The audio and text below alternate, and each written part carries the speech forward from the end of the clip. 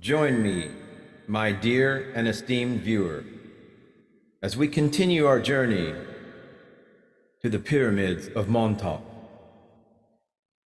picking up in chapter 18, Martian Legacy. In many respects, modern UFOlogy began in the 1940s with the contacts of George Hunt Williamson and George Adamski.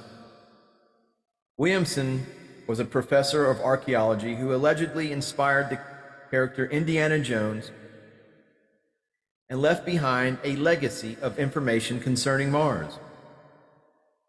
As contacts and abductions weren't taken too seriously during his life, his experiences and discoveries were ignored. Williamson taught archaeology at the University of Colorado, but lost his professorship because he wrote about UFOs and expressed contrarian views. Much of his controversial information concerned the legend of a Martian colony sent to Earth.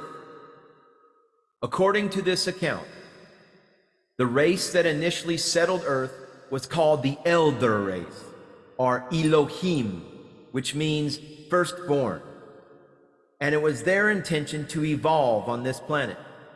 At that time, the existing race on Earth was barely erect and not very evolved. Now, it's been speculated by some that the Elohim took steps over a long period to ensure that the dinosaurs would vanish. This was a creational process designed to make the planet uninhabitable for the various human races. The Elohim were highly technical. Although they were not very spiritually evolved, they knew that was their next step and expected it would take them many, many years to make serious progress in that direction. They called themselves human because the word Hu, H-U, in their language stood for what they termed the full array of color of God. They considered the entire electromagnetic spectrum to be the total frequency of God. Hu, H-U, is a perfect homonym for the word hue, H-U-E, and it stands to reason that this is the actual derivation of the word human. According to Williamson's account, the Elohim had colonized Mars before Earth and left behind a written history of their life on that planet. At one point, when Mars was in the cradle orbit, different life forms existed on the planet's surface. As the orbit changed, Mars developed an unsteady climate. Freezing and thawing were rapid and occurred frequently. Floods widened the canals that existed. All of this took its toll on the population. Hence, a decision was made to transmigrate off the planet. Those who had evolved spiritually were able to shift their modality of existence and stayed in the locale of Mars, except that they were in another dimension, not unlike the Martians in Ray Bradbury's Martian Chronicles. Those who could not had to rely on exoteric means to stay alive. This meant using time travel machines or spacecraft and moving to Earth in a physical form. It would also include those who reincarnated from a Martian body to an Earth body. All in all, Williamson had an incredible story to tell, and it matches up nicely with what was discussed in the last chapter. Of considerably more interest were his claims that a vast array of information was written in scrolls that were actually geometric symbols etched in crystals. This format is quite ironic because it is very similar to the Eloise. Note the similarity of this word to Elohim, the E-L-O-I, the Eloi Magic Library of Crystals that was referred to in H.G. Wells' Time Machine. Actually, Williamson's etchings weren't etchings at all.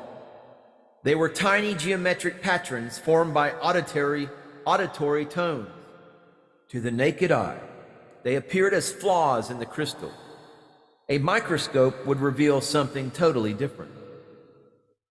George Hunt Williamson has been credited by some as one of the first laymen allowed to penetrate past the ancient gates of wisdom and meet with the keepers of the gate. He had learned of these crystals in the Andes through the original monastery of the Seven Rays. Namaste, namaskaram. As would be expected, quite an insurgence of interest was aroused when he emerged into the realm of the public and began to tell his incredible story. There was a ready audience wanting to know the actual nature of these mystery schools and what adeptship really meant.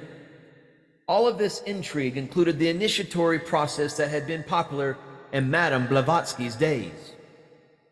It pointed to the Egyptians, the Atlanteans, the Syrians, and other movements that were supposedly key to creating different branches of mystery schools. During the same general period in which Williamson was receiving his contacts, there was a sudden resurgence on the other side of the planet with respect to Mars. The Third Reich had discovered another aspect of Martian history through their archaeological searches in Tibet. Various artifacts revealed a history of what was first established on Mars. Interestingly, they corresponded to Williamson's discoveries in the Andes. According to Williamson, these records date back 450,000 years, with the oldest possibility being over 1 million years old. He was particularly struck by the fact that the natives in the Andes drew maps of Mars on their pottery that mimicked the geographical locations on the surface of the planet.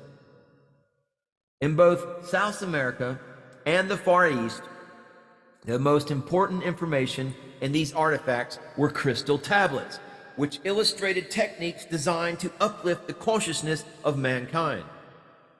These included geometrical representations in two-dimensional form that were designed to be viewed three-dimensionally and thereby invoke a fourth-dimensional experience or transcendence. Each separate design was a process in itself that was in effect its own school of thought. When one process was completed, one would then in turn move on to the next. Artifacts of this nature were routinely hidden in what were called the secret places of the lion. This is the basis for seeing lions, both Western and flamboyant Oriental versions, guarding doorways to buildings. Of all these locations, the most sacred place, and one that still cannot be accessed physically or interdimensionally at this particular point in time, are the pyramids at Shinsi.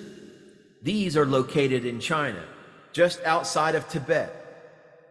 At Shinsi, there are 10 major pyramids, 3 smaller ones, and 3 types of sphinxes.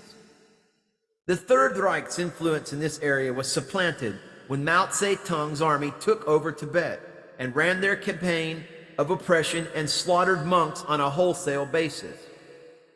There were obviously multiple motivations involved when you consider the implication of the Shinsi pyramids. The territory became off limits and still is to this day. According to Williamson, these pyramids were the last seal to be broken on this planet. If they could be opened, a lost science would be rediscovered on how to tap into the Earth grid itself. This not only implied the advent of free energy, but an entire shift in consciousness for humanity. When the Nazis learned of this through the Tibetans, the slaughter of the monks began.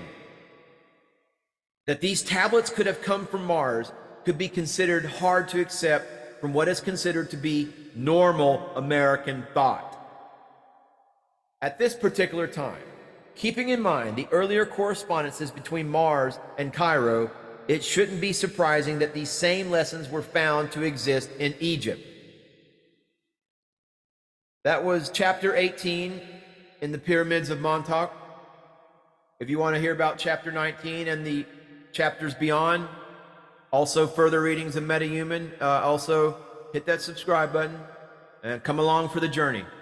Namaste, namaskaram.